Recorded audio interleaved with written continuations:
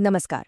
2017 में जब भारत और चीन के बीच डोकलाम में तनातनी हुई थी, तो अचानक से एक नाम सुर्खियों में आ गया था, सिलीगुड़ी कॉरिडोर, जिसे भारत का चिकन नेक भी कहा जाता है।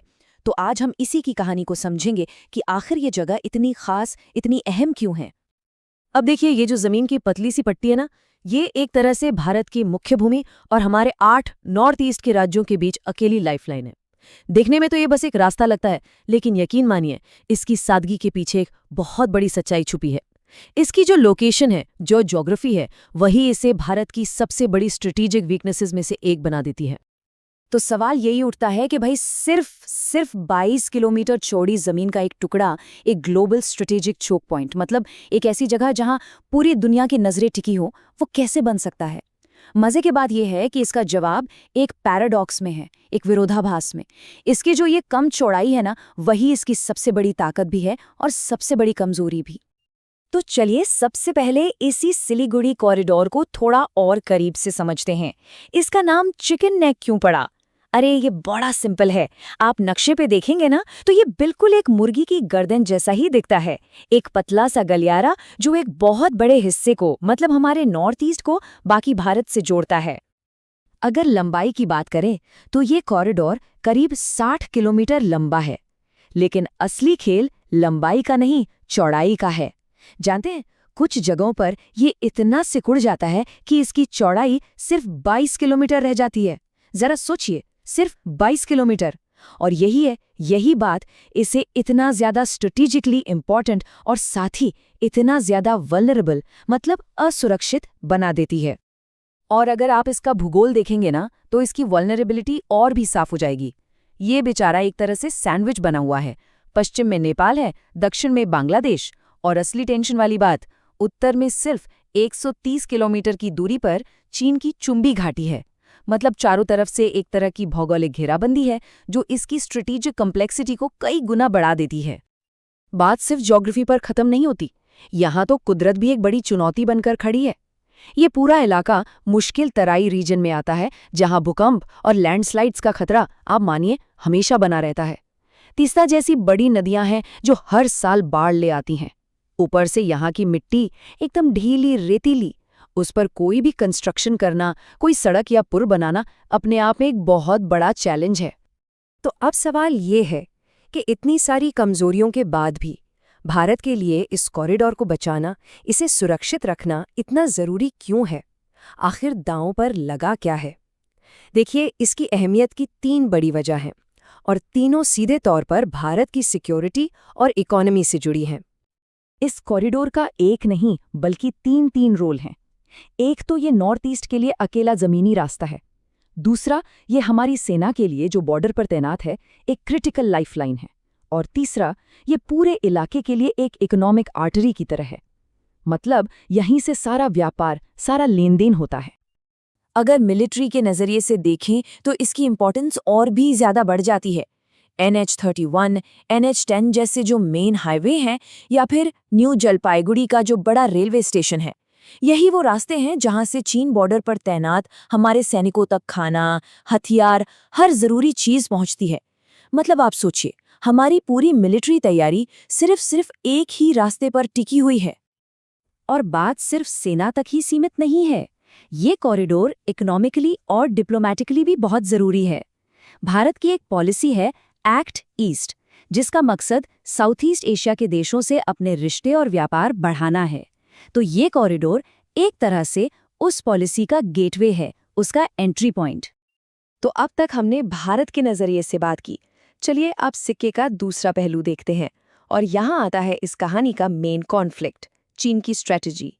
चीन इस सेंसिटिव कॉरिडोर पर प्रेशर बनाने के लिए एक साथ कई मोर्चों पर काम कर रहा है। ये जो लाइन है ना, ये चीन की पूरी स्ट्रैटेजी को एक वाक्य में बता देती है।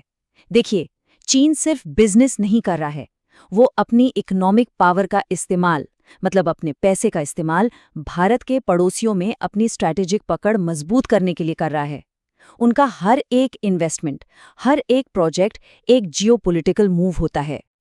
चीन का प्रेशर 2 तरह का है। एक है डायरेक्ट प्रेशर, सीधा सीधा मिलिट्री वाला, जैसे डोकला में सड़क बनाना या अपनी सेना बढ़ाना। और दूसरा है इनडायरेक्ट प्रेशर, इसमें वो भारत के आसपास के देशों में जैसे नेपाल, बांग्लादेश, म्यांमार में पोर्ट्स, सड़कों, रेलवे लाइनों में इतना पैसा लगा रहा है कि एक तरह का स्ट्रेटेजिक घेरा बन जाए।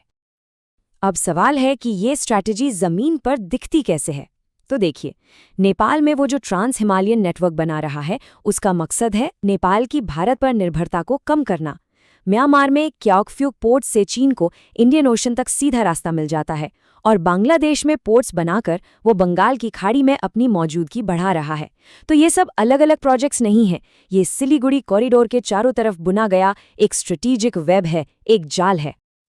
अच्छा, तो चीन की इस घेराबंदी के जवाब में भारत चुप नहीं बैठा है। भारत ने भी एक बहुत ही कॉम्प्रिहेंसिव मल्टी फ्रंट स्ट्रैटेजी अपनाई है। तो चलिए अब देखते हैं कि भारत इस चेस गेम में अपनी चालें कैसे चल रहा है। तो सबसे पहला काम भारत ये कर रहा है कि वो सीधे सीधे कॉरिडोर को ही हार्डन कर रहा है, मतलब उसे और मजबूत बना रहा है। कैसे? बागडोगरा और हासीमारा में बड़े एयरबेस बनाए गए हैं ताकि हवा में हमारा दबदबा रहे। हमारा बॉर्डर रोड्स ऑर्गेनाइजेशन यानी BRO ऑल वेदर सड़कें बना रहा है जो किसी भी मौसम में बंद ना हो। मकसद ये है कि सैनिकों की मूवमेंट हमेशा तेज रहे। ये सारे कदम मिलकर इस नाजुक से रास्ते को एक मजबूत मिलिट्री कॉरिडोर में बदल रहे हैं। इसके अलावा भारत सिर्फ एक रास्ते पर निर्भर नहीं रहना चाहता, वो ऑल्टरनेटिव रूट्स मतलब एक तरह से प्लान B भी तैयार कर रहा है। कालादान मल्टी मॉडल प्रोजेक्ट हो या फिर India Myanmar Thailand trilateral highway, ये सारे प्रोजेक्ट्स चिकन नेक पर हमारी डिपेंडेंसी कम करने के लिए हैं। और अच्छी बात यह है कि इस काम में जापान जैसे देश भी हमारे साथ हैं। और इस मामले में एक बहुत बड़ी कामयाबी, एक गेम चेंजर डील हुई 2020 में। बांग्लादेश के साथ एक ऐसा समझौता हुआ जिसके तहत अब भारत का सामान कोलकाता से सीधे चटगांव पोर्ट और फिर वहां से सड़क के रास्ते अगरतला पहुंच सकता है। ये चिकन नेक का एक बहुत ही इंपॉर्टेंट और प्रैक्टिकल ऑल्टरनेटिव है। मिलिट्री और इकोनॉमिक्स के अलावा एक तीसरा मोर्चा भी है, और वो है डिप्लोमेसी का। भारत अपने भरोसेमंद पड़ोसियों, खासकर भूटान और बांग्लादेश के साथ अपने रिश्ते और भी गहरे कर रहा है ताकि इस पूरे रीजन में चीन के बढ़ते हुए असर को बैलेंस किया जा सके।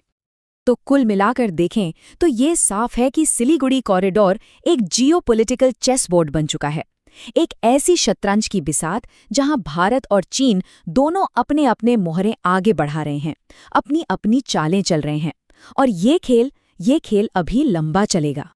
लेकिन इन सब कोशिशों और रणनीतियों के बीच एक सच्चाई है जिसे हम नज़रअंदाज नहीं कर सकते, और वो सच्चाई ये है कि आज भी हमारे नॉर्थ ईस्ट में रहने वाले 4.5 करोड़ से ज्यादा लोगों को रेस्ट ऑफ इंडिया से जोड़ने के लिए जमीन पर सिर्फ एक ही रास्ता है, एक ही नाजुक सा गलियारा। तो इस पूरी बातचीत का निचोड़ क्या है?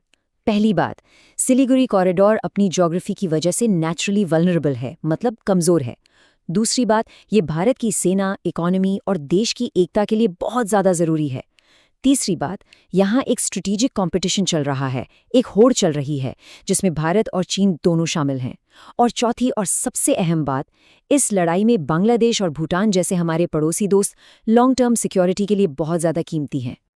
और आखिर में एक सवाल के साथ इस बात को ख़त्म करते हैं जो सोचने पर मजबूर करता है कि क्या भारत जो ये डेवलपमेंट के काम कर रहा है, जो डिप्लोमेसी से रास्ते निकाल रहा है, क्या ये कोशिशें इस इलाके में बढ़ते मिलिट्री टेंशन पर हावी हो पाएंगी? इस कॉरिडोर का और शायद इस पूरे क्षेत्र का भविष्य इसी एक सवाल के जवाब में छिपा है।